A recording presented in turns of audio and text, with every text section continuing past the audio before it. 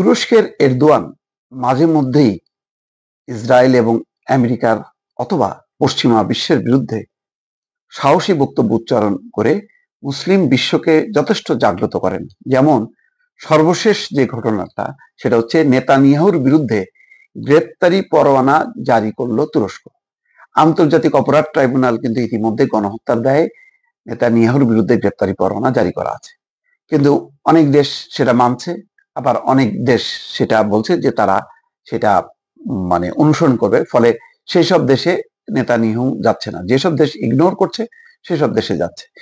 তো এইটা একটা সাংঘাতিক ঘটনা, যে তুরস্ক শান্তি আলোচনায় ছিল এবং স্বাক্ষরকারী অন্যতম দেশ, এবং ডোনাল্ড ট্রাম্প প্রশংসা করেছে যে এই শান্তি চুক্তি সম্ভব হয়েছে তুরস্কের মতন দেশের উপস্থিতির কারণে। বিশেষ করে এরদোয়ানের নেতৃত্বের তিনি প্রশংসা করেছেন, আরো কয়েকটা দেশে করেছেন, কাতারের প্রশংসা করেছেন, মিশরের প্রশংসা করেছেন, তার মধ্যে অন্যতম হচ্ছে এরদোয়ান।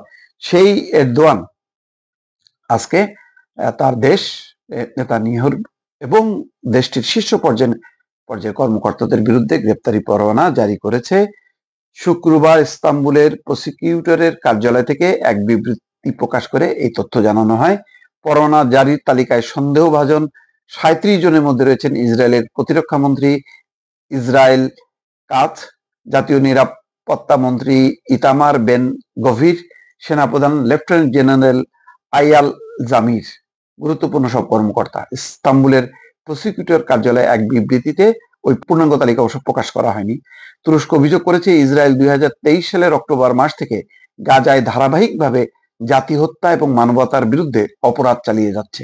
বিবৃতিতে আরো বলা হয়, 2023 সালের 17 অক্টোবর আল আহলি ব্যাপটিস্ট হাসপাতালের হামলায় 500 জন নিহত হয়।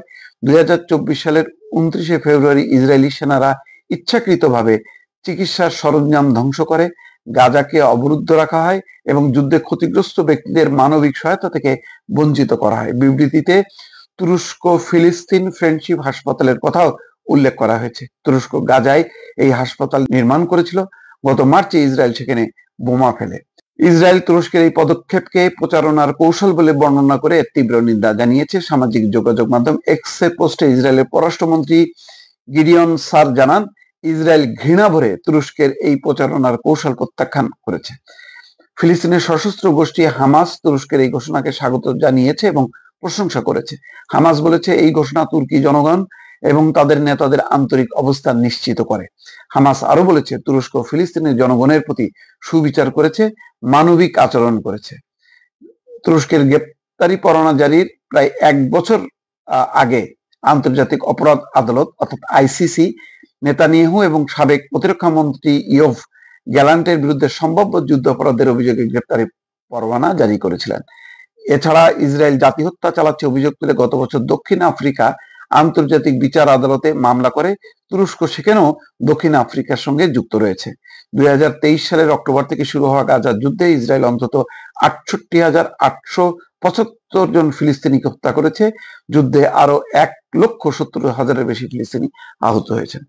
একটা অমানবিক পরিবেশে এবং যখন নাকি খুবই কোণঠাসা গাজা, হামাস, সেই সময় তুরস্কের এই সাহসী পদক্ষেপ নিশ্চয়ই উৎসাহ যোগাবে এবং অন্তত ডোনাল্ড ট্রাম্পের টনক নড়বে, যে দ্ব্যর্থহীনভাবে যেভাবে সমর্থন চালিয়ে যাচ্ছে ইসরায়েলের গণহত্যাকে, তখন ভাববে যে তুরস্ক অন্যতম একটা শক্তিধর দেশ, সেই দেশটাও আজকে গ্রেপ্তারি পরোয়ানা জারি করলো। ফলে একটা অন্তত চাপের মধ্যে থাকলো ডোনাল্ড ট্রাম্প। দর্শক।